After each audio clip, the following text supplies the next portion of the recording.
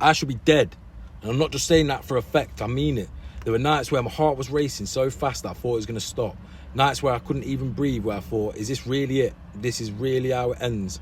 In a pile of ketamine, pills, drink, chaos, sadness and escapism. And the worst thing is I wasn't just using, because I was selling it too.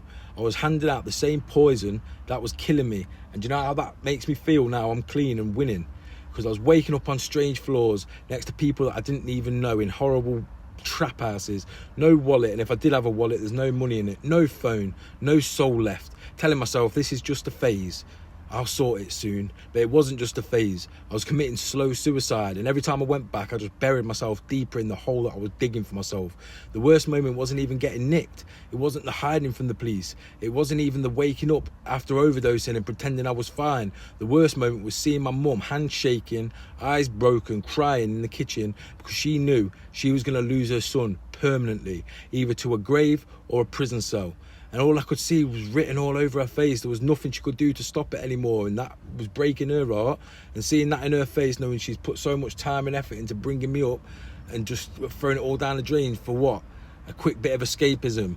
That was the moment that cut me deeper than anything else could, because the truth hit me harder than any drug. If I didn't change, I was finished, and that was just going to kill the people around me too. Because I wasn't just hurting myself, I was killing the people who loved me when I didn't even love myself. I remember staring at the ceiling one night after another overdose scare, heart pounding through my chest, thinking, is this it? Is this the last night I'm ever going to see? And it could have been, it should have been, but somehow I got another shot, and I chose to change. Not tomorrow, not after one last sesh.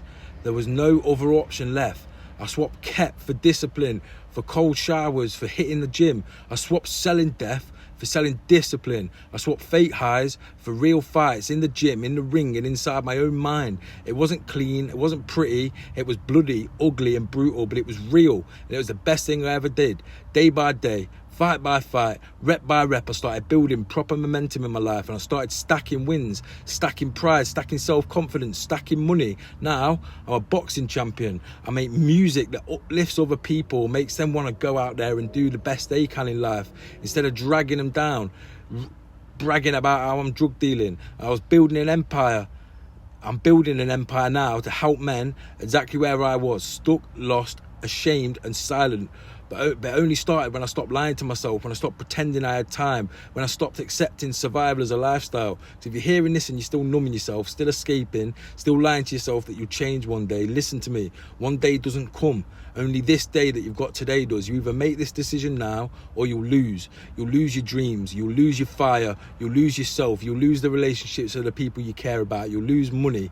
But if you're ready to rebuild, if you're ready to make sure your mum, your family and your future self don't have to mourn you before your time, click the links in my bio, download the free Limitless Man Blueprint, or book a breakthrough call with me or one of the team. Because I promise you, you're not too far gone. You're not that broken that you can't be fixed. You're just buried under bad habits, addictions and negative programming. And it's time to dig yourself out. You owe it to the man you were born to be. You owe it to the ones who never gave up on you.